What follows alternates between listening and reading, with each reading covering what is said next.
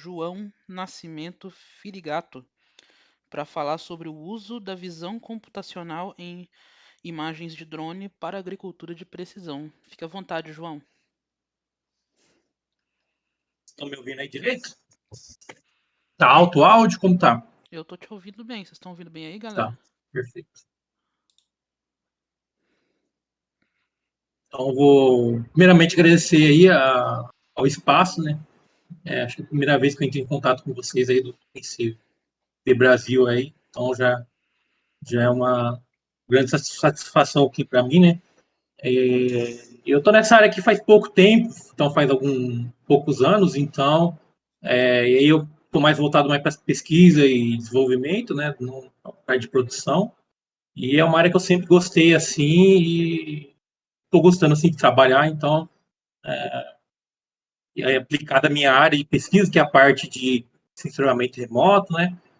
Preparei uma apresentação básica aqui sobre algum dos casos de uso que a gente pode ter, né, do uso de alguns algoritmos de visão computacional para essa parte de agricultura de precisão. Eu vou apresentar a tela aqui.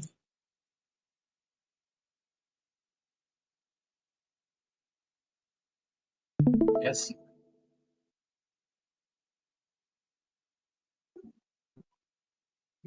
Vocês estão vendo aí? Pode me informar se está tudo certo. Tô vendo. A gente tá vendo. Aqui tá vendo só o Discord. Nós mesmos. Só do Discord. Isso. Clique em tela aí. Lá, na esquerda. Esquerda lá embaixo. Aí tela aí. Você troca a janela. Assim. Aí você seleciona a imagem. Aí. É que eu coloquei depois de apresentação. Agora sim. Só um momento. Perfeito. Então, aí o tema da palestra é o uso da visão computacional, né? Imagem de drone para agricultura de precisão. Então, aqui uma introduçãozinha básica da visão computacional, né? Como todo mundo já é dessa área, então já está mais do que manjado, né? E também o esquema das relações entre inteligência artificial, visão computacional, o machine learning, o deep learning, né? Então, dentro da visão... Peraí, Pode João, falar. tá uma dança doida do seu slide. Não sei se vocês estão vendo isso também. Tá todo mundo vendo que tá aparecendo as duas janelas dele. Você está usando duas telas? Sim. Ele tá trocando entre duas telas. Ele tá ficando trocando entre as duas telas da sua apresentação. A do seu painel. Tô vendo aqui, deixa eu ver aqui. A sua referência e a sua apresentação. Eu vou desligar uma tela, então eu continuo só com... Obrigado.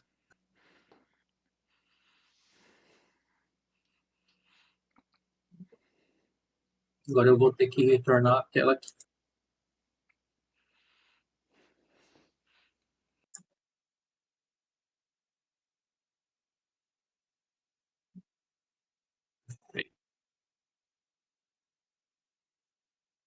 Estão vendo normal agora? Isso, agora parece... Não. Começou a dança de novo. Estranho. Nunca tinha visto isso também. Então, tamo juntos do Shallow Now, porque essa aí também não tinha visto, não. Isso aí é nova pra mim. Você tá usando o Presentation do Google? É do PowerPoint, Faz tempo que eu uso essas ferramentas aí, cara. Nem sei como que usa mais. Tá. A Natália Vocês estão vendo tá falando que o surto pode ser do Discord. Faz sentido. Tá no Discord ainda ou tá na apresentação agora? Peraí. Eu tô no Discord agora pra mim. Tá no Discord.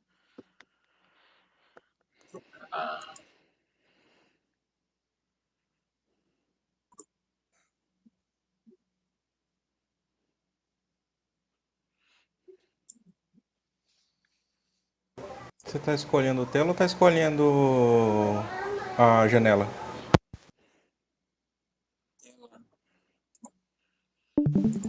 Janela, apresentação.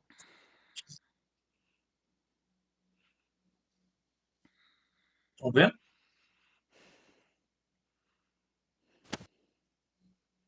Tá no Discord ainda. Tá no Discord ainda aqui pra mim.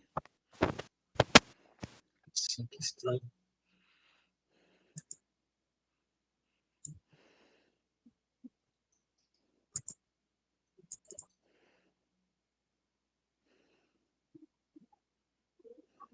E agora foi.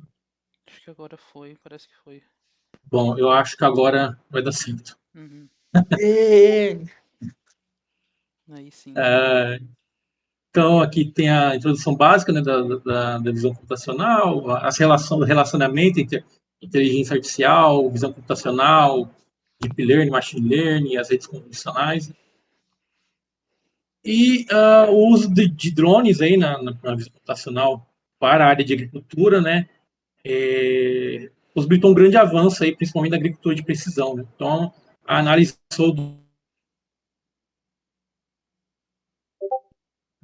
mais baixa, né, você conseguia ver apenas as áreas, né, o nível do talhão, do campo, e possibilitou você chegar ao nível de planta, até mesmo o nível da folha, né? Então, hoje em dia, com alguma resolução de algumas sensores de drones, consegue ali ter um mapeamento da folha, né? Também pela distância do voo. E com isso aí você tem milhões de pixels aí numa imagem de drone. Então, você possibilita alimentar diversos algoritmos, tanto de redes neurais, como algoritmos mais tradicionais de visão computacional, e conseguir extrair informação que você necessita. Né? Tem uma ilustração básica, né, do drone ali, mapeando a área ali, né, de interesse. E aí, para você fazer essa coleta do mapeamento da imagem de drone, né, você tem que se atentar a alguns parâmetros. Então, para você criar um fluxo de dados, aí, um fluxo de processos, para você, por exemplo, analisar uma doença em uma planta, você tem que ir definindo desde o tipo de drone, né, se é um drone de asa fixa ou de multirotor, né, aqueles com 4 hélices, até a resolução que você quer da imagem, né? Então, se você faz um voo mais alto, você vai ter uma resolução um pouco mais baixa. Se vai ser um voo mais perto, você tem uma resolução um pouco mais alta. Só que também você tem que tentar esse parâmetro aí por causa do tamanho da imagem, né? Se você faz um voo muito baixo, você vai ter que percorrer uma área maior, ter uma imagem maior, né? Já que você faz um voo mais alto, você obtém uma imagem um pouco menor, com um tamanho um pouco menor, mas a resolução um pouco mais baixa. Então, depois disso, você também tem a parte da criação do ortomosaico, né? Onde você vai tirando as fotos das áreas, depois você tem que juntar tudo para te fazer uma única imagem, né? E aí depois você gera os índices espectrais, que você vai utilizar na parte de agricultura, como o NDVI, o SAVI, o NDRE, e o georreferenciamento também, porque às vezes alguns drones, mesmo tendo o GPS embutido lá, ele dá alguma diferenciaçãozinha, né? Então, tem alguns que não tem também GPS, então, às vezes você precisa fazer um georreferenciamento ali para fazer uma correção de posição. Os tipos de sensores também presentes nos drones são também muito importantes, né? A gente tem o RGB, das 3 cores normais. Aí você tem o drone multispectral, que além do RGB tem algumas bandas espectrais como infravermelho, infravermelho próximo, infravermelho médio. E aí o preço dessa câmera, desse sensor vai se elevando conforme a quantidade de bandas que você tem. E também tem o sensor térmico também, que é bem importante também. Então, esses 3 sensores aí são os mais utilizados aí na agricultura. Então, a partir deles, você consegue fazer diversos produtos aí. E aí, para cada tipo de análise, você tem um sensor específico, né? João, uma Pode coisa, falar. esse sensor multispectral aí, ele também registra o RGB também? Ou só registra só? Sim. Geralmente, ele já vem com RGB e com mais alguma... Tem uns que vêm separado, né? Depende também da marca e modelo, né? Tem uns que já vem em um único sensor que você compra, você já vem com RGB e o infravermelho. Tem outros que você compra separado, né? E aí depende também do custo-benefício que você vai utilizar, né? Porque eu vi um desses um tempo atrás, eles são bem caros. Muito, muito caro. Então, depois que a gente fez a coleta da imagem, a gente vai escolher agora, isso depende da análise também, né? Qual o fluxo que a gente vai utilizar? São os algoritmos mais tradicionais de visão computacional ou algoritmo de deep learning. Então, tudo isso depende também de vários fatores, né? Custo, tempo de projeto, qual o nível de precisão que você tem, qual é o objetivo, né, do seu produto que você quer gerar, né? Se é uma coisa simples ou se é uma coisa mais complexa, né? Se os alvos que você está tentando identificar ou analisar estão simples na imagem ou são muito complexos, né? E aí depois tem alguns casos de uso aí que a gente vai analisar também para ver essa questão da complexidade, né, entre os objetos analisados. A preparação para os dados, para a gente fazer algumas tarefas, principalmente para o Deep Learning, né? Como a gente trabalha com ortomosaicos gigantes aí, de 20 mil pixels por 30 mil pixels, dependendo da área aí. Então, o primeiro passo que a gente faz assim é a divisão dessa imagem, desse ortomosaico, em vários pedaços. Aí você pode aplicar sobreposição de áreas, né? Ou você pode fazer a divisão exata de áreas, né? De imagem do mesmo tamanho. E depois que faz essa divisão do ortomosaico em pedaços menores, pode ser 512 por 512, né? Esses tamanhos mais comuns que a gente utiliza para alimentar as redes neurais, as redes convolucionais, principalmente. E aí você tem o dataset já preparado. Eu vou falar um pouco agora de alguns algoritmos de visão computacional tradicional que a gente utiliza, principais que eu utilizo, né, no meu dia a dia. Então, os filtros convolucionais, operações morfológicas, algoritmos de segmentação, gradiente, laplaciano também, alguns algoritmos de extração de informações, como K-NED, o Harris-Corner, a matriz de textura, GLCM, e também tem os algoritmos de machine learning, né, os comuns, né, os tradicionais, Random Forest, com classificação, o SVM. Que tem um caso de uso para segmentação de vegetação para cálculo de área foliar. Então, eu tenho a imagem aqui do meu campo, né, tipo um talhão agrícola, e dentro dessa imagem eu quero saber qual que é a área foliar total desse talhão, né? Então, eu poderia utilizar algoritmos de deep learning para fazer a identificação das plantas aí, mas como o objetivo é apenas saber a área total ou a porcentagem, né, de área de vegetação que eu tenho, né, dentro desse talhão, eu posso utilizar algumas coisas simples, né, como criar um índice de vegetação aí. Esse daqui é um índice de verde, que eu fiz a partir da aritmética entre as bandas, então ele tenta melhorar, né, a informação ali, deixando em evidência a cor verde, né. E depois a gente faz aplica o limiar aí pelo método de Otto, também, método simples, né, pela distribuição, e a gente gera uma imagem binária, e depois dessa imagem binária a gente consegue estimar aí porcentagem, né, qual a porcentagem de pixel de vegetação que eu tenho dentro dessa área, ou quantos metros de área que eu tenho que a vegetação está plantada aí, né? E aí eu consigo uma porcentagem aí, por exemplo, 60% de área vegetada nesse talhão. Ou também um simples caminhos aí, 2 classes ou mais classes, né, dependendo da quantidade de cores que você tem ali na imagem, né? Você pega um caminho simples aí, você consegue também gerar essa máscara binária aí para segmentação.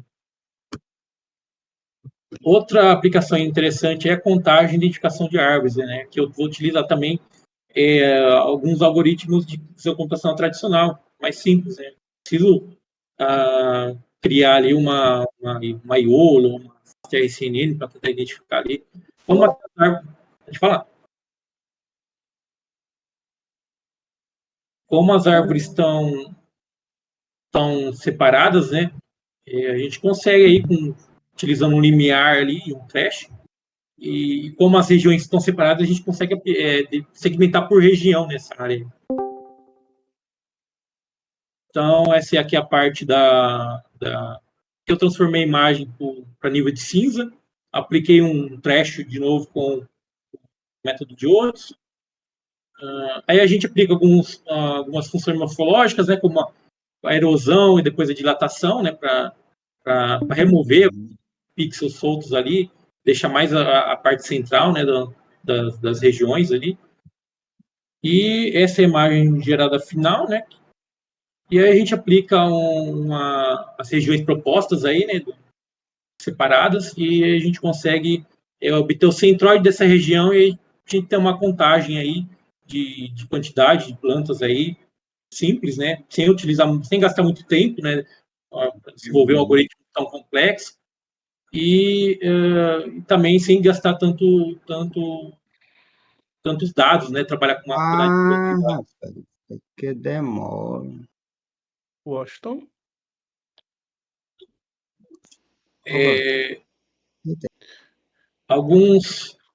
eu coloquei alguns prós e contras aí, né, o meu ver, na minha visão, alguns prós e contras aí desses algoritmos de visão tradicional, né, como a baixa eficiência em problemas complexos, né, então, se a gente tivesse ali dois tipos de árvores ali, dois tipos de plantas ali, já ficaria difícil separar, né, e também a configuração dos parâmetros dos algoritmos ali, que também você tem que ter trabalhar um pouco mais ali na configuração dos parâmetros, então verifica se está bom, se não está, se troca o parâmetro, e assim por diante.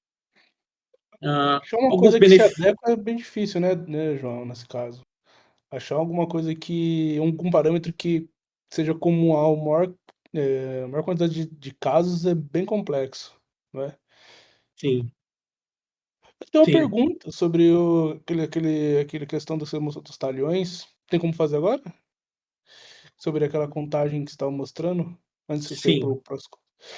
Cara, qual um uso prático de fazer esse tipo de contagem dentro de um talhão? Tipo assim, logicamente é ver a quantidade de árvores que há existente daquele talhão, né? Mas existe alguma outra coisa que dá para fazer? Além dessa Tá contagem? travando, o som tá meio travando, mas eu acho que eu entendi um pouco a pergunta, né? Sobre qual a vantagem da contagem, né? Seria isso. Sim, sim. Então, dependendo por exemplo, um caso assim um pouco real, né? Você faz o plantio lá, então a máquina deve ter a quantidade de sementes que você planta ali, né? A quantidade de pontos que você planta. Depois de um tempo, você faz o voo de drone para saber quantas nasceram, né? E quantas não morreram, né? Então você tem uma contagem ali por drone e tem a porcentagem de quantas plantas que do seu plantio atingiram tal tamanho específico, né? Então isso pode ser um caso de uso interessante, né? Que aí 70% das plantas estão ainda vivas, né? Então 30% você perdeu ali de sementes ali. Então isso. E aí para próxima plantio, você tenta trabalhar um pouco o solo ou a questão da água ali, né? Você, dos nutrientes no solo também, que pode estar faltando, né? Então, isso é importante, né? É tudo Sabe? uma questão da estimativa de produtividade, né?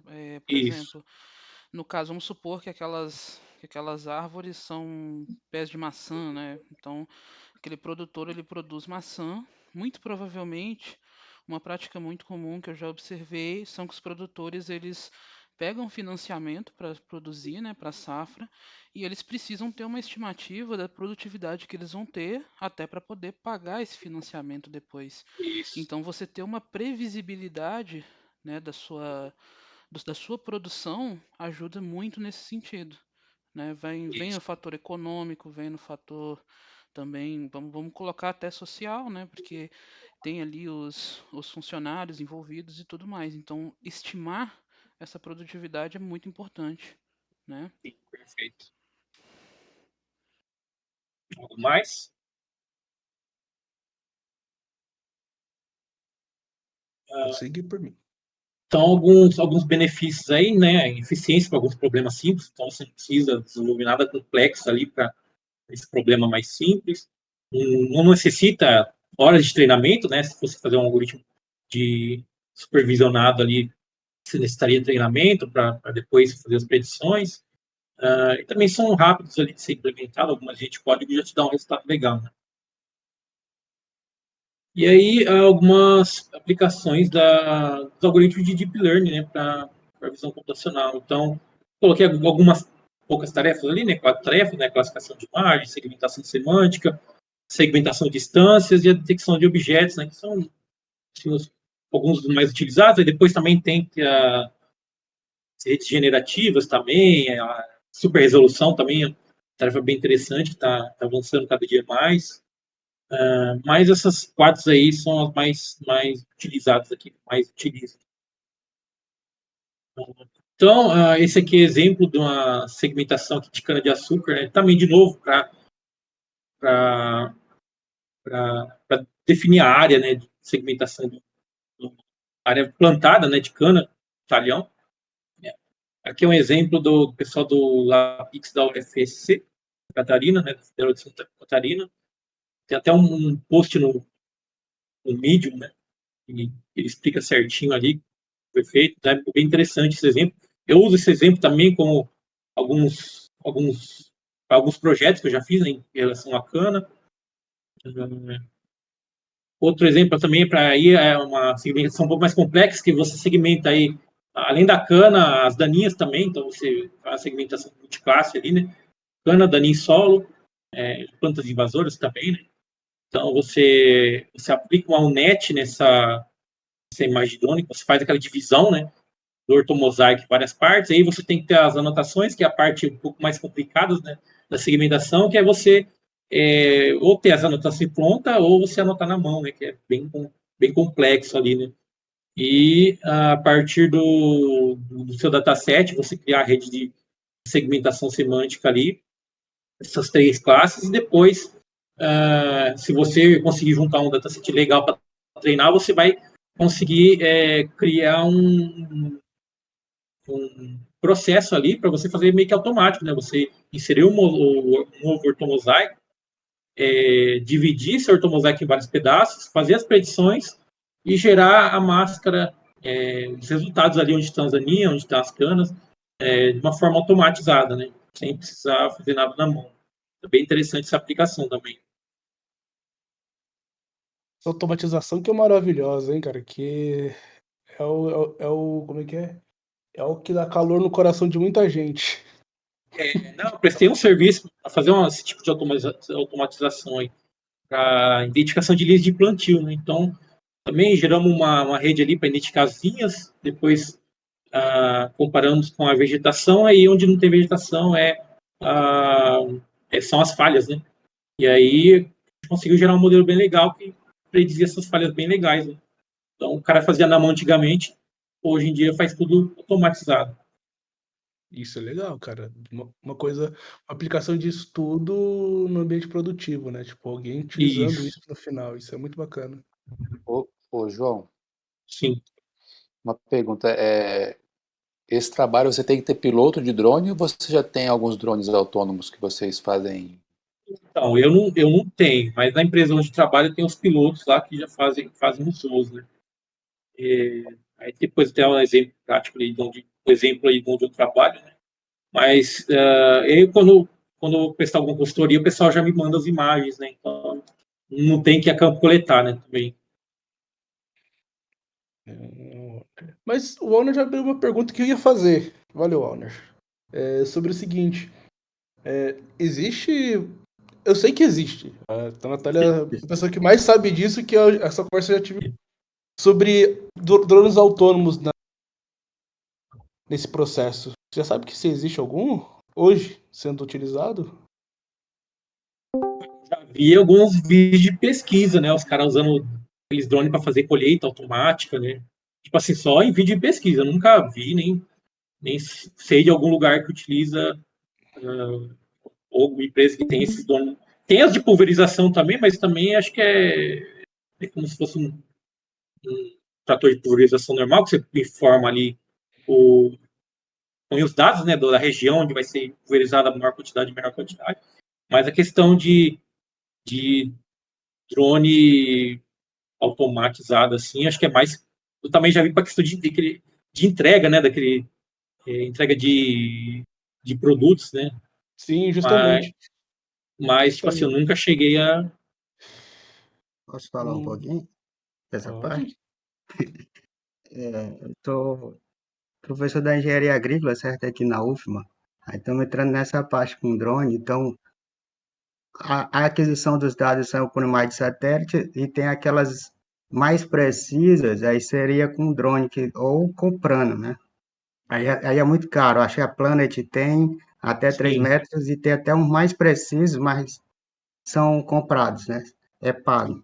sim. Aí a maioria mesmo, o cara tem que ir com o drone e ele faz o plano de voo, que é os pilotos, aí já vou aqui naquela área, aí tem uns drones de pequenininho, Fanto, de 20 minutos, então numa área grande tem que fazer vários voos, e tem esses asa fixa, aí você faz uma Isso. hora, voa ali a 80 hectares, mas aí é o cara tem que ir lá a campo e manda para depois ser processado pelo João ou outra pessoa. Isso aí. Isso é legal, cara. Tipo assim, a conversa que eu tive um tempo atrás com a Natália sobre, por exemplo, se a gente, por definição da ANAC, a gente precisa para cada grande parte, né, dos drones precisa ter um piloto, né? Mas tem a questão, né? Tipo, cara, nem sempre ter um piloto é barato, entendeu? A hora homem dele é muito cara, mas e se houvesse, por exemplo, drones que sejam de asa fixa, sejam soltos dentro de uma área da fazenda e ele faz todo o processo de aquisição dessas imagens e você pega no outro ponto, entendeu? Isso é uma coisa que eu acho muito bacana, tipo, não é visão computacional propriamente dita, mas é uma das áreas, né, que é a robótica. Robótica, né?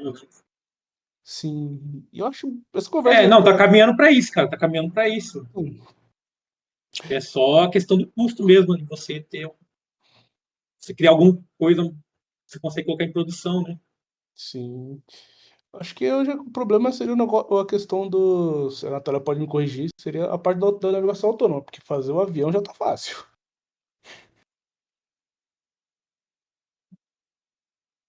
Fazer o avião é fácil. A navegação autônoma ela é um desafio para nós aí, que tende a ser superado, mas tem um caminho. Sim, caraca. Tô tentando lembrar daquela conversa, Natália, sobre os sistemas de georreferenciamento e por aí vai. Massa. Obrigado, João. Eu só abri essa tangente aqui, mas acho que Pode é ir. legal, É é legal legal para. que tipo, mais pessoas veem que não tem somente uma coisa, tem muito mais processos no questão da Tem, visão computacional, né? Que é importante todo mundo entender que elas existem. sim. E hoje em dia, tipo, cada vez mais você está vendo visão computacional em todos os tipos de área, né? Sim, sim. Eu hoje trabalho com agricultura também, né? Então, essas imagens para mim não me é estranho. Mas eu trabalho só fornecendo as imagens, entendeu? Para o pessoal que Sim, precisa lá fazer as análises. E é muito bacana esse negócio aí, muito legal mesmo. E João, só uma dúvida, sim. qual aquela biblioteca ou procedimento que tu usa para fazer aquele recorte dentro dos grids, do porta-mosaico, o recorte, e salvar com um Sim. nome diferente? As duas bibliotecas que eu mais utilizo assim, para mexer com dados geográficos, né, georreferenciado, é o Rasterio, né, Raster.io, Uhum. que trabalha com a parte de raster de imagem, então ela tem várias funções para você fazer o recorte das imagens, divisão das imagens, para abrir imagem, salvar imagem, multiplicação de banda, então é uma biblioteca bem interessante. E uma outra biblioteca que eu utilizo para trabalhar com arquivo de vetorial, né, então Shapefile, GeoJSON, é o GeoPandas. Então, acho que as duas principais bibliotecas ali, que mexe com dados geográficos. Aí. Ah, beleza, obrigado. Depois eu mando também, que tem uma aqui que a gente está utilizando, só que eu só fiz o favor de esquecer o nome, que ela utiliza o Raster.io por debaixo dos panos e Raster Vision, não? deve ser, cara, tem uma outra, só que não é para deep Ah, learning em si, é para trabalhar mesmo com manipulação. É Que ela usa o Gedal? Raster por debaixo dos panos, só que eu esqueci o nome, tô tentando lembrar. Não é Gedal? Uma hora- Não, não, a Gedal tá mais para baixo ainda. ele Não, trabalha em cima da Gedal, né? Raster.io, tipo, Gedal, Raster.io, aí tem uma outra, Aí tem uma tem uma outra que é API. mais nível mais. Sim, deixa muito mais fácil a vida, né? Mas quando eu lembrar, eu mando lá depois. Quando eu fizer o catálogo dessa esse dia, né, no nosso blog, eu coloco as bibliotecas lá que eu conheço também e te mando, Washington. Tá, beleza. Valeu. Pode continuar, João. Obrigado. E um outro também produto interessante, utilizando os algoritmos de deep learning, é a contagem de plantas de novo. Só que aqui agora é um pouco mais complexo, né? Então, por exemplo, se a gente tiver 2 tipos de cultivo num local parecido, né? Então, a partir dos bound boxes aí, né, que a gente delimita aí, a gente monta um dataset de treinamento, parecido com o que eu tinha fazido a separação anteriormente da imagem, né? Então, que a mesma imagem, essa daqui um pouco mais aproximada, né? E aí, a partir dessas anotações da imagem, a gente utiliza uma Maiolo V5, uma Faster RCNN, qualquer uma preferir aí que dá um resultado mais interessante, e gera as detecções, né? E a partir de cada detecção dessa, né, a gente une tudo, todas as imagens detectadas ali, né, eles geram um TXT com posições, e depois a gente consegue, a partir dessas posições, gerar um centroide ali e transformar esse valor de linha e coluna, né, XY, aí, da imagem em latitude e longitude, a partir da imagem original, que é referenciada. Né?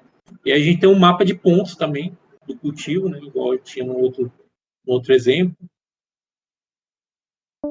Aqui também é alguma coisa parecida, mas aqui na empresa que eu trabalho, que é uma empresa peruana, então a gente trabalha com alguns cultivos bem diferentes, né, como plantio de abacate, plantio de blueberry, tem bastante uva lá também que a gente trabalha.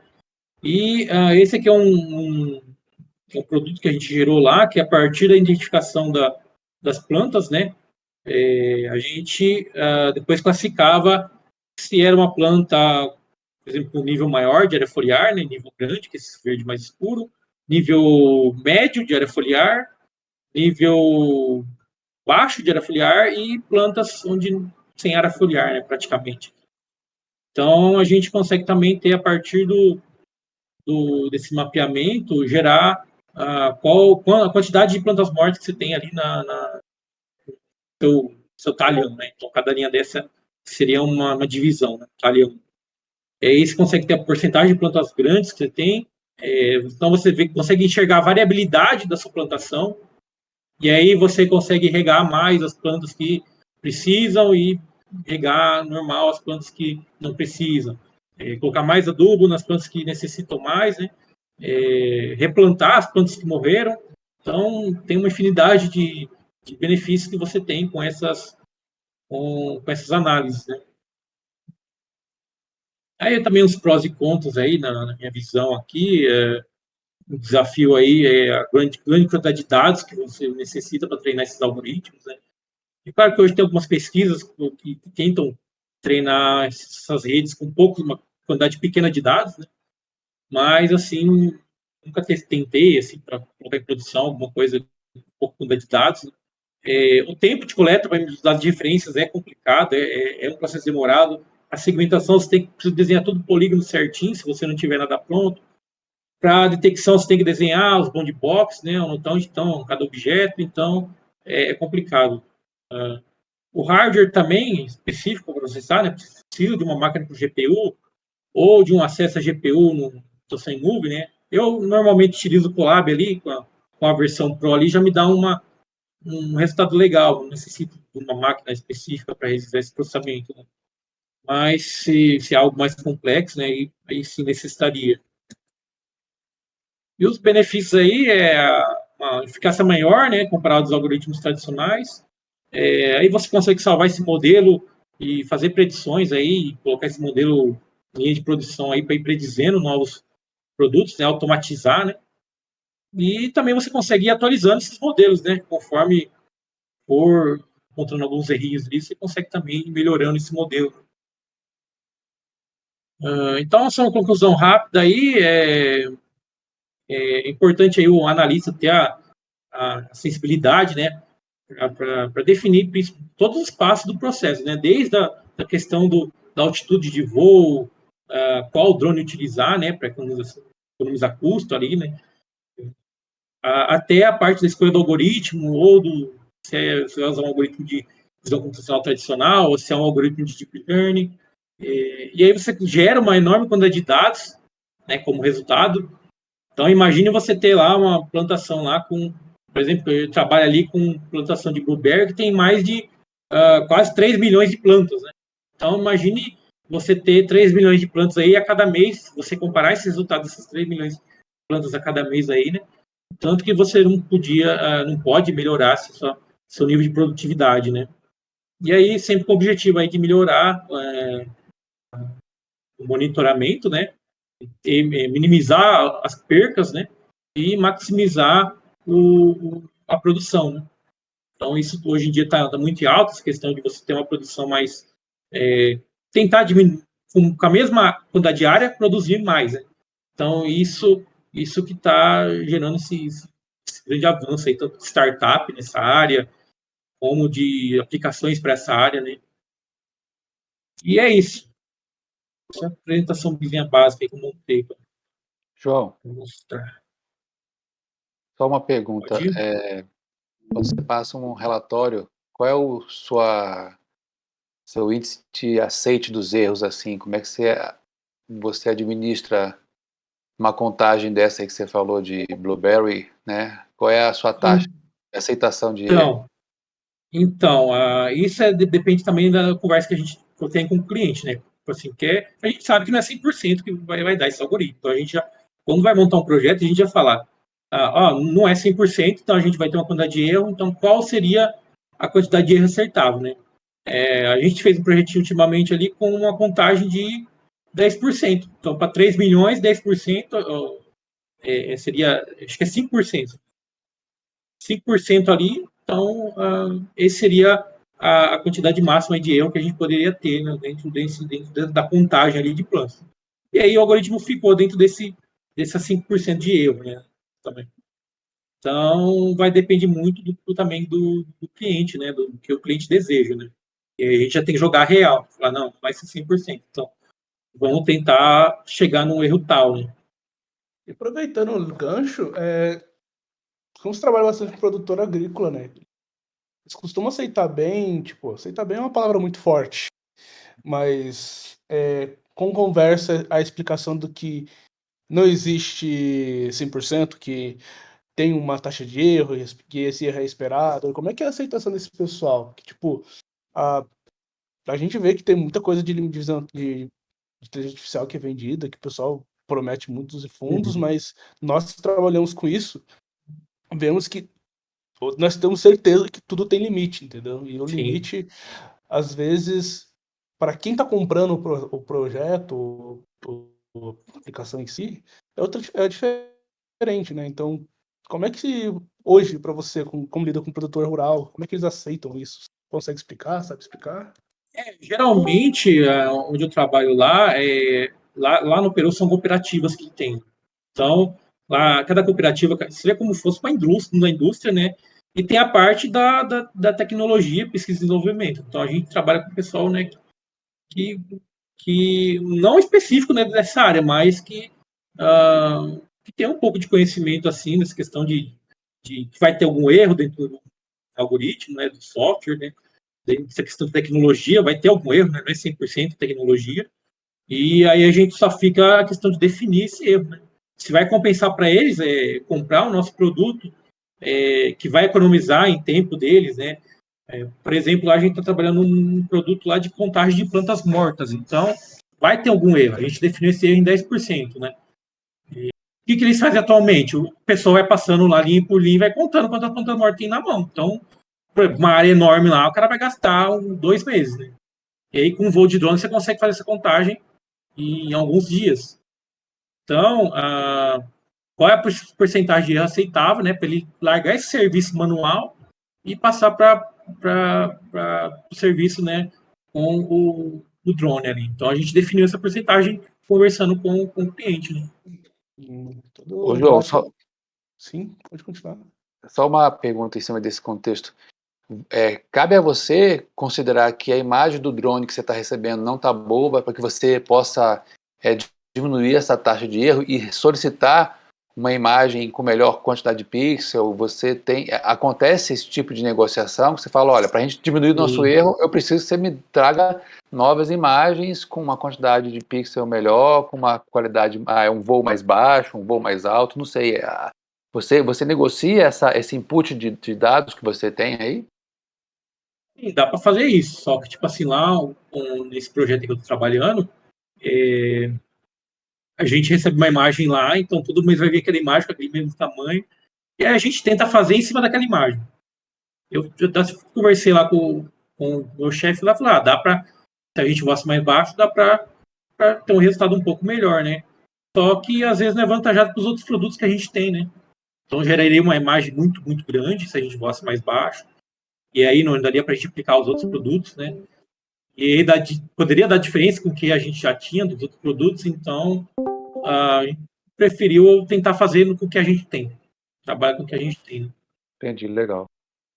Mas se fosse do zero, assim, vamos voar para fazer esse produto. Aí sim, aí a gente teria que meio que analisar esse tamanho, né? Voar em tamanhos diferentes, em alturas diferentes, e ver qual que é a melhor resolução ali que tem esse custo-benefício aí, a questão de tamanho da imagem pela resolução do objeto.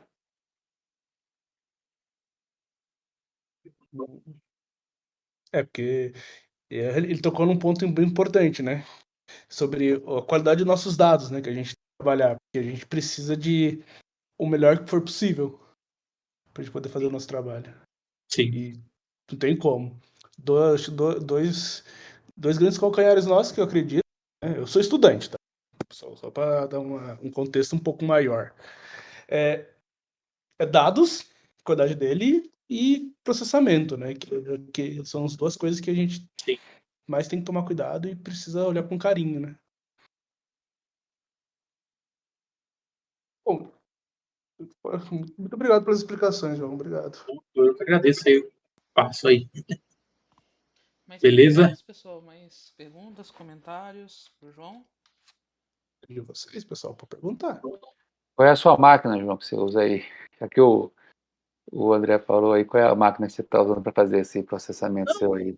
Cara, como eu falei, eu faço todo o processamento pelo Colab, né? Nuvem, então o que ele proporciona ali já consegue. É claro que para a gente manipular ali, que a gente usa o QGIS, que é um software para manipulação de imagem de drone, né? Ou de satélite. E, então, eu só coloquei aqui uns 20 GB de memória aqui, só para poder manipular as imagens legal, né? Se travar muito. E a parte do processamento na GPU é tudo pelo Colab ali. Você consegue conectar com Drive, então faz tudo em nuvem ali, sem precisar utilizar a máquina ali. Muito bom, então. Agora, uma coisa que me chamou a atenção, você falou que quando você faz o centroide das plantas, esse ponto que você tem, né, essa coordenada XY no seu cartesiano, você também tem ela no GPS, a posição da planta? Eu consigo converter ali, se eu tiver a imagem de referenciado original, né? A imagem está, o mosaico lá do drone está georreferenciado, então você tem as posições de todos os pixels ali, né? Geograficamente. E se eu tiver ela original, né? Então eu uso o rasteiro para mim dividir essa imagem, esse ortomosaico aí, em imagens menores, mas continuam sendo georreferenciadas. E depois que eu vou passar para a arquitetura, eu só passo ali os dados brutos, né? E eu consigo depois, com o resultado que eu obtenho, fazer essa conversão aí de valor de x e y, né, ali em coluna, para latitude e longitude, né, que seria o ponto geográfico dessa detecção ali. Tudo usando rastreio geopandas, né? Então, bem simples. Muito massa. Acho que o mais tenso. Opa, quem ia falar aí? Não pode falar. Eu ia fazer uma pergunta aqui, João. É o seguinte, cara, num voo de um drone de asa fixa, ele consegue fazer um voo bem estável, né? Mas acho que um de rotor, acredito que não seja tão estável o voo. Então, eu acredito que tem algumas disparidades nas imagens do ortomosaico que ele vai gerar. Por exemplo, uma imagem ele estava num voo a 10 metros e outra ele estava a 12, 13. Isso acontece, não acontece? Cara, pode ser. Como eu trabalho lá com as imagens que eu recebo são de drones de asa fixa, né? Então, não tem muitos problemas, né? Entendi. Mas pessoal que utiliza esses drones de rotor aí para fazer alguma imagem de uma área um pouco menor, né? Pode ter alguns probleminhas, né?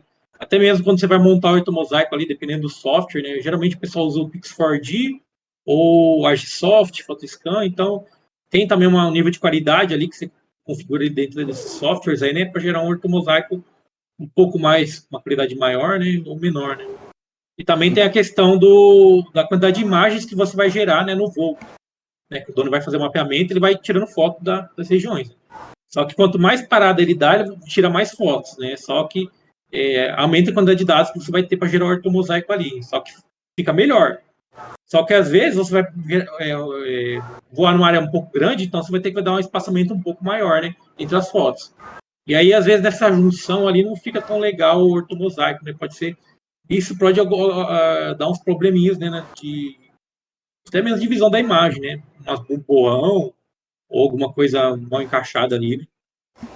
O cerne da questão é essa, justamente se existe, provavelmente existe, mas eu desconheço, algum algoritmo que faça essa correção de erros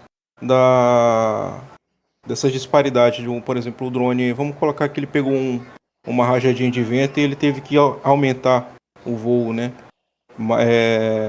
Na vertical. Então, assim, uma imagem que ele pegaria 10, ele passou a pegar 15, por exemplo. Então você tem um desvio aí de 5 metros no ortomosaico dele, quando ele for montar, né? Sim. Então, aí depende do. Depende do. Pode falar. Não, então, esses errinhos, né? Ou, sei lá, tanto de espaçamento, aí depende mesmo mais do software que você está utilizando, do Pix4D, do Agisoft, né? Para eles tentar corrigir, né? E aí, quanto mais imagens você tem próximo dessa área, né? Melhor fica o ortomosaico. Só que eu nunca trabalhei com essa parte aí de mosaicamento assim, mais específica, assim, com distâncias diferentes. Né? O que acontece quando a gente trabalha com esses equipamentos? Esses sensores, né, que já vêm embarcados, por exemplo, no Phantom, né, câmera GNSS, giroscópio e etc., nós já sabemos que eles não são precisos. Então, quando você gera a imagem, no EXIF dela vem ali um conjunto de informações, né, que é o que? A coordenada geográfica, roll pitch yaw, que nada mais é do que os ângulos de atitude do drone no momento da tomada da imagem. E já sabemos que essas informações não são precisas, é por isso que nós submetemos esse conjunto de imagens a um processo de otimização chamado Bundle Adjustment, da fotogrametria tradicional. Esses softwares que o João citou, Photoscan, o que hoje é Metashape, né, Pix4D, eles combinam técnicas da visão computacional com a fotogrametria tradicional, né, e isso acaba gerando o que a gente chama hoje de fotogrametria digital. Então, esse processo de correção desses problemas, Nicolas, por exemplo, em uma das imagens, sei lá, teve um vento e ele subiu 1 metro acima do que deveria estar. A gente pega essas informações que vêm dos sensores, a gente trata elas como valores iniciais. Lembra lá daqueles algoritmos iterativos onde a gente vai aproximando a solução, né, passo a passo? Então, esses valores que vêm dos sensores são iniciais e através desse algoritmo, né, de ajustamento, de otimização por mínimos quadrados, nós somos capazes de corrigir e melhorar a precisão do produto fotogramétrico, seja o ortomosaico, seja a imagem georreferenciada. Entendi. Bem maneiro mesmo. É claro que isso vai ser para erros, né, não grosseiros, tá? Agora, sei lá, mano, se você foi fazer levantamento fotogramétrico no meio de um ciclone, aí não tem milagre, tá? Você chutou o drone no meio do caminho, também não rola, né? É aquela coisa, um ventinho, uma coisa assim, aí se corrige, mas milagre não. Isso na agricultura de precisão é levado bastante em consideração, né? Esse erro, né? Isso. É muito importante conhecer esses erros.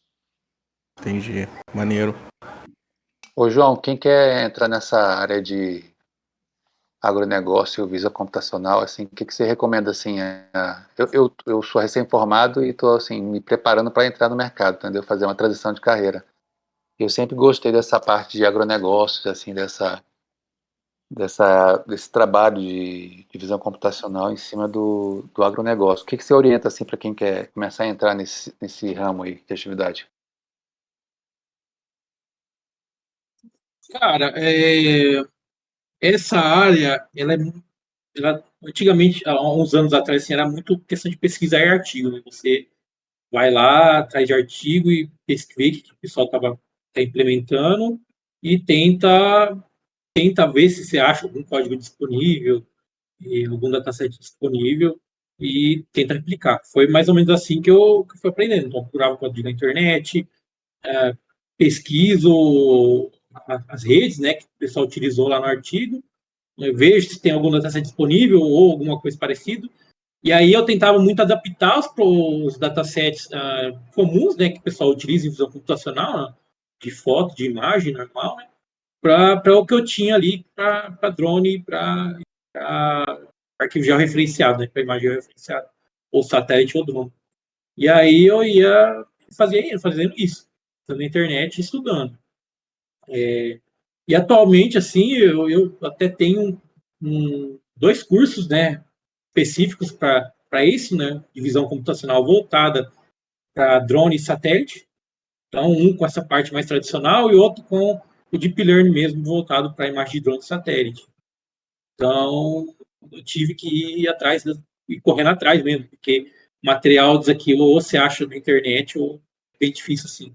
Eu não sei se hoje em dia já tem alguma universidade com algum curso específico para isso, mas deve ser bem a parte mais básica mesmo, né?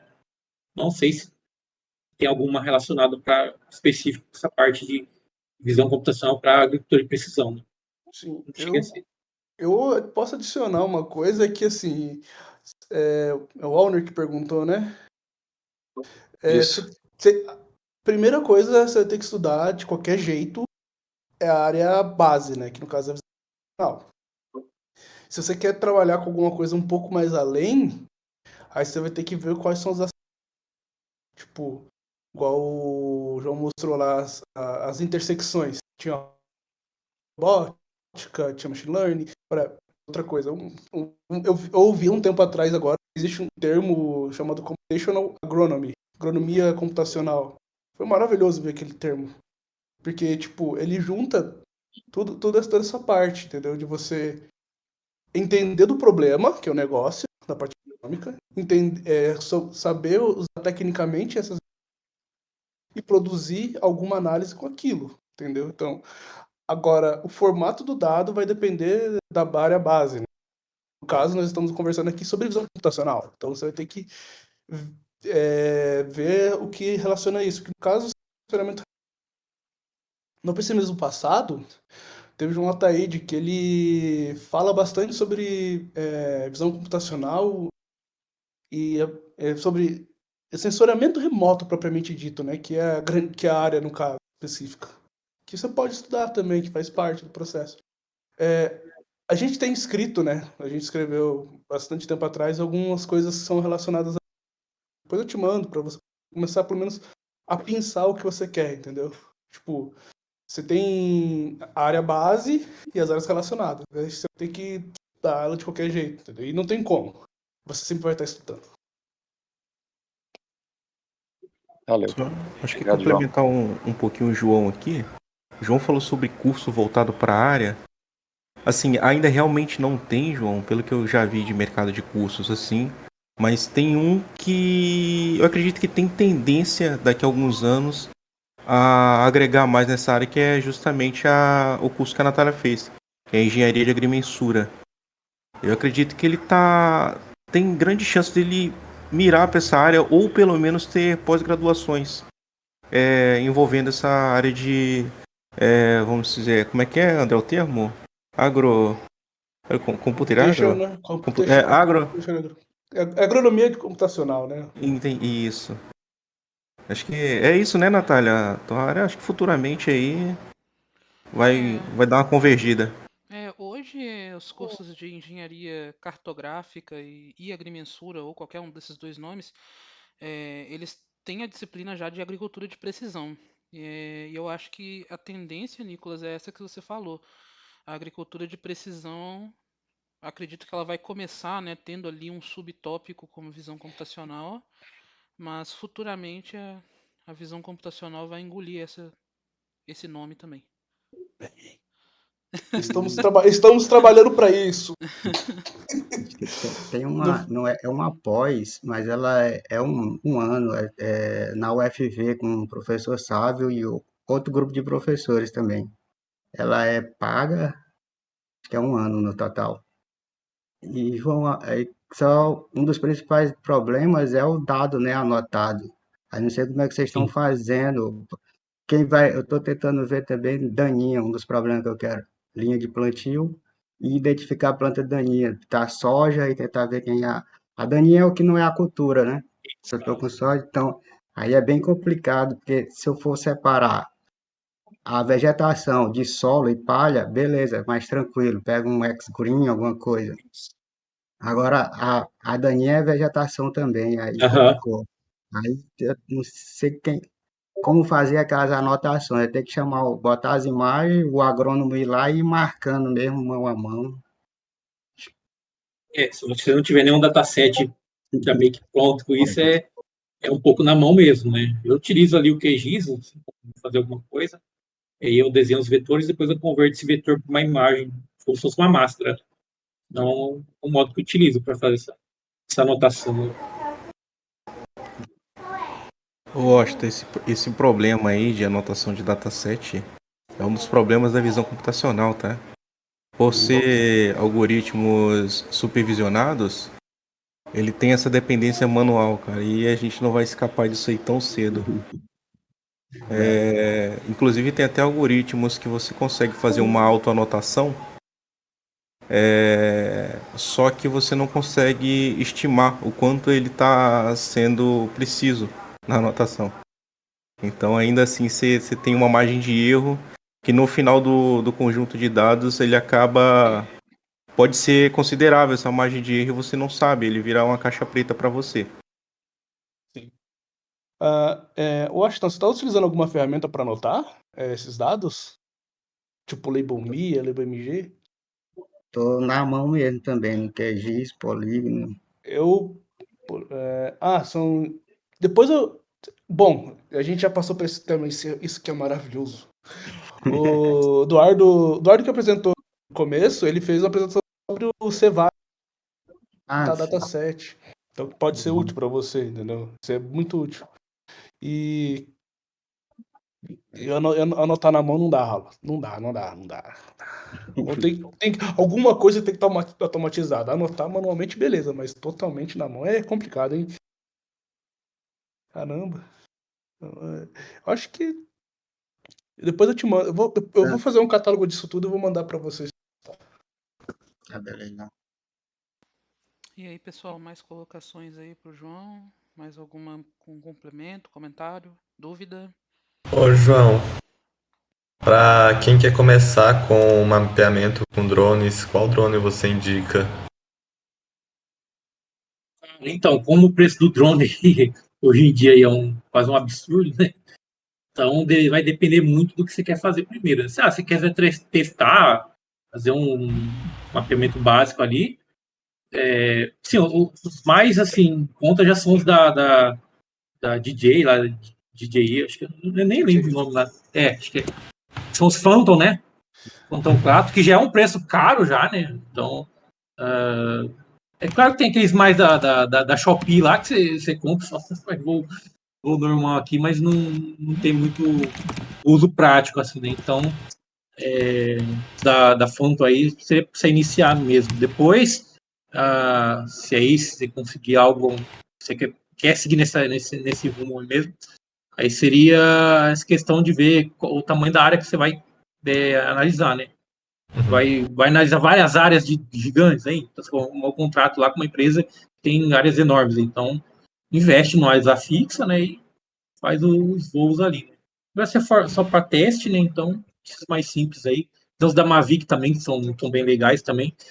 Só que, como eu falei, essa parte de drone, assim, como eu não tenho nenhum assim, eu também não sei muito o que comprar ainda. Né? Eu Quando você também tem de tenho dinheiro? vontade para comprar. Um dia eu Quando chego você, lá. quando você tem de dinheiro para isso, cara? Essa que é sempre a pergunta, né? É, Eu tenho uma É, aqui, e uma aqui da universidade. Então, assim, para início, você vai com esses que o João falou, né? Fanto, Mavic. O Fanto mesmo já está em mais de 20 mil, zero. Fanto 4. E aí tem uma outra parte. Então, você vai ficar só com o RGB, né? Os índices do RGB. Então, vão para aplicar em que? Linha de plantio, segmentação de isso. solo, vegetação. Aí, quando for lá para os outros, para estimativa de produtividade e outras coisas, aí você vai precisar do NI, da banda do NI. Aí vai aumentar, que senão a câmera do RGB já não vai. Então, você tem que comprar uma multispectral. Aí, só a multispectral, 30 100 mil. mil. É, Essa é a 30, barata. 60, a da Red Edge. E aí você não vai botar uma de 60 mil num Phantom de 10, 20 mil. Então já vai subir também o preço do drone. Então vai por 100K aí. Eu vi, Depende do objetivo. eu vi uns 180 mil reais já carregando, tipo assim,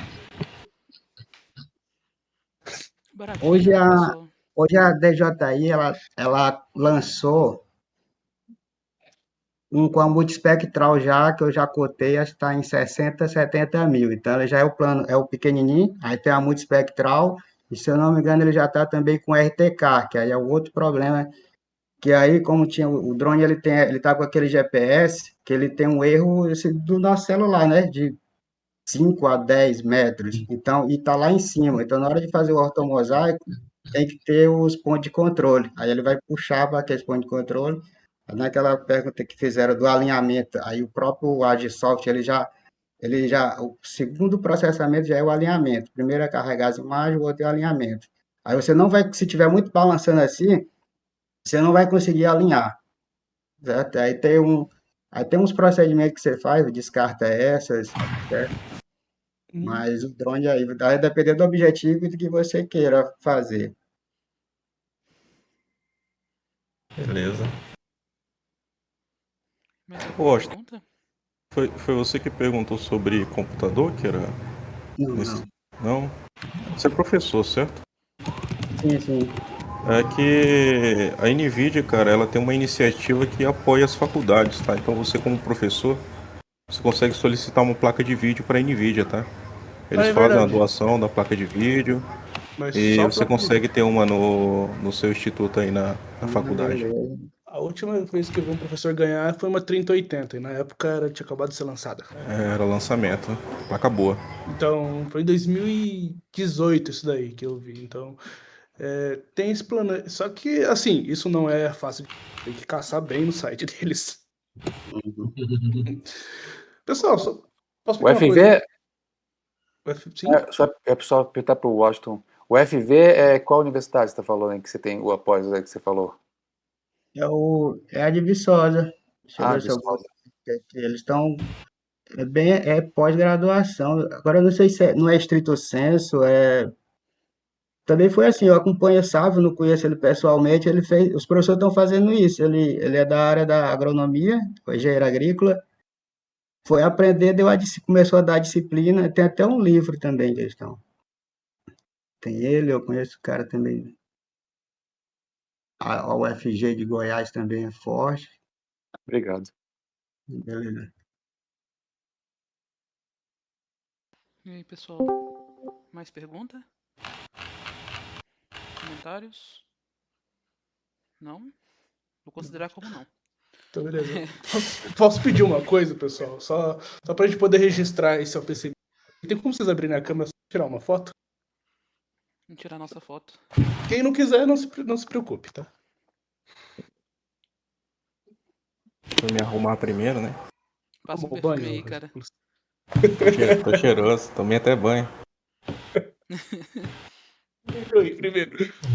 Mas eu vou tirar aqui a fotografia.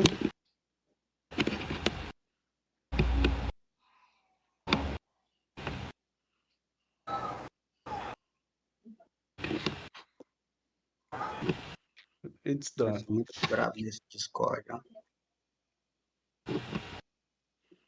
E...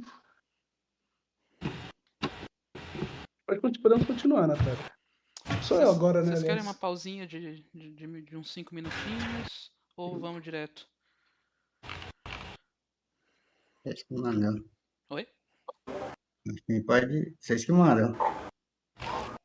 Acho que dá, Natália. O pessoal tomar uma água aí, alguma coisa, molhar a garganta. Vamos olhar a palavra aí, né? Pô, tô querendo com sede também. Tchau. Voltamos então às 15h50, tá, pessoal? Perfeito. Ok.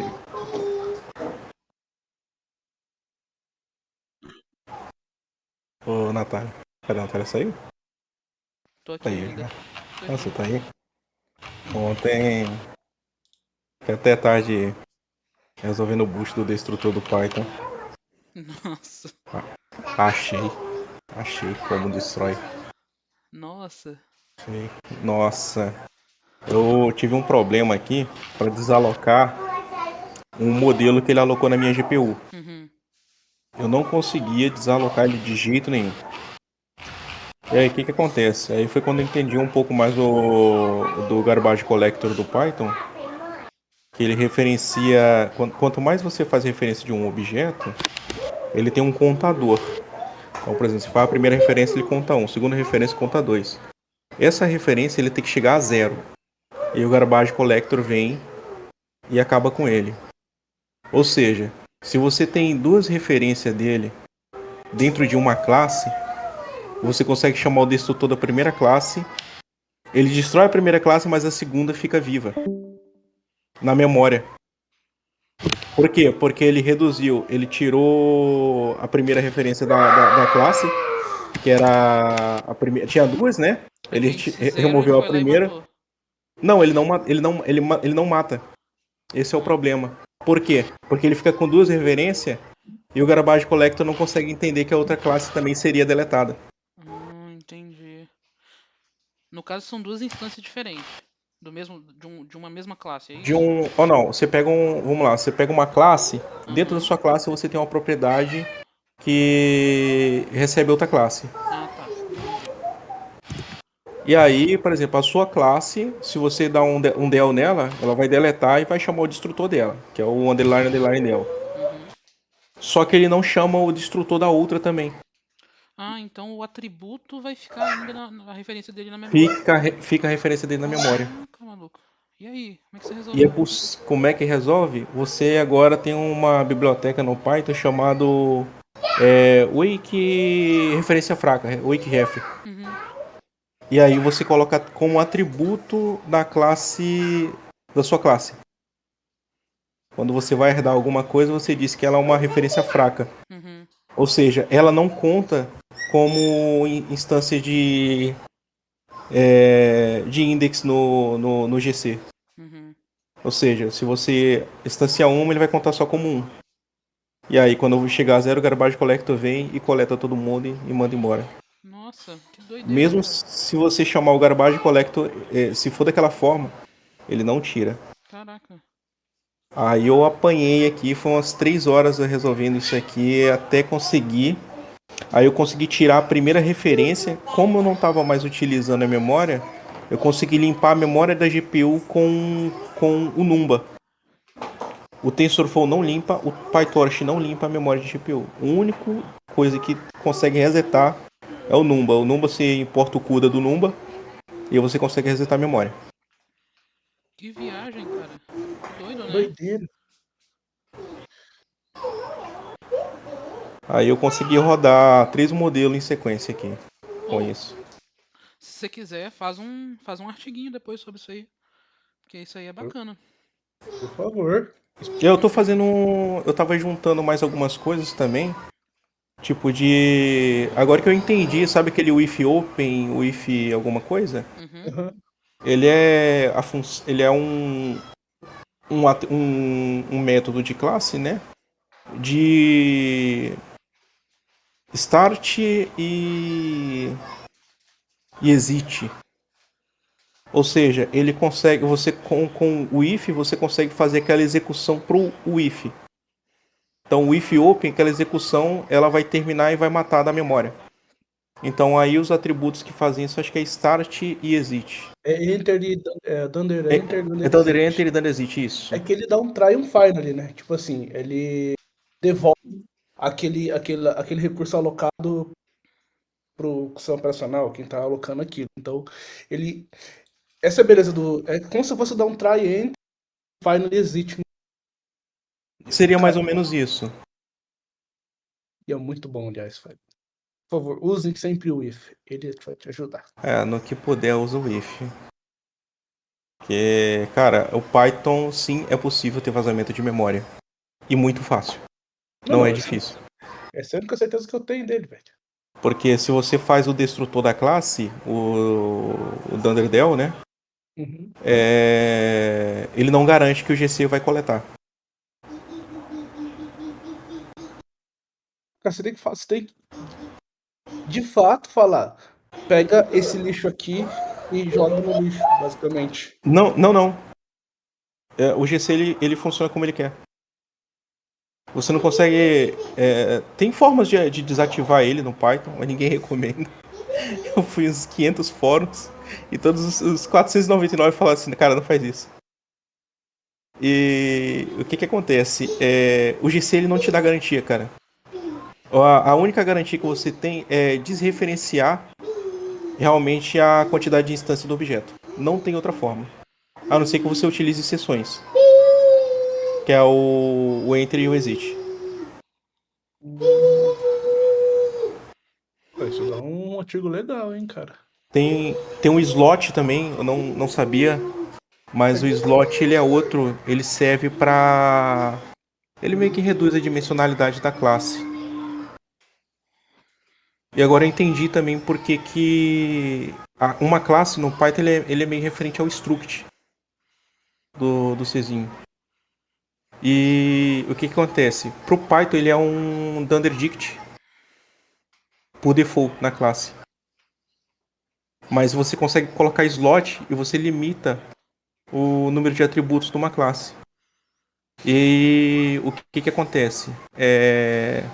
Você consegue alocar, você consegue economizar pelo menos 30% da memória de uma classe. Com isso. Então, por exemplo, se quem vai fazer jogos em Python for querer fazer classe de projéteis, né? Isso aí dá um up legal na turbinada. Inclusive para tu, André, que trabalha com back-end, o slot e acho que o enter também o enter e exit é muito bom também para você fazer uma sessão de login do DB. Ou seja, você não fica com ele instanciado. Sim, que a gente fez a gente faz isso daqui. Eu fiz até um ciclo e eu usei o if para fazer esse processo para mim. Só que só o slot que ele existia, não. Eu já tinha visto, mas eu não tinha usado para nada na vida. Mas eu uso o if porque é mó ruim ficar lidando com sessão, cara.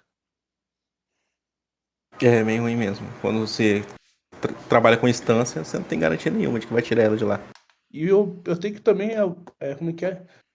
Fazer o reuso da sessão, né? Porque às vezes, tipo, ele cria uma sessão, mas não fecha essa sessão e vai criando outra, até matar ações ao banco e matou o meu trabalho.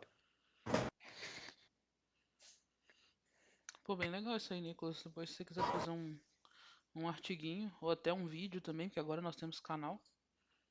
Você pode escrever no Medium, mas lá em inglês. Você pode fazer um vídeo. Você pode fazer o que você quiser, cara. É livre. Escolha suas armas. Choose your weapon. O problema é que você tem muita arma. Agora, qual escolher é o problema. Eu vou estar fazendo lá na empresa uma apresentação de arquitetura de software. E aí depois eu vou tentar reaproveitar esse material e já trazer artigo com o PCVismo também. Cara, e isso é uma conversa muito importante para nós termos aqui, porque a gente tem que lembrar que no final, computação visual ou visão computacional é software. Exatamente. No final do dia, a gente tem que escrever um script que faça algo. É isso aí. Bom, todo mundo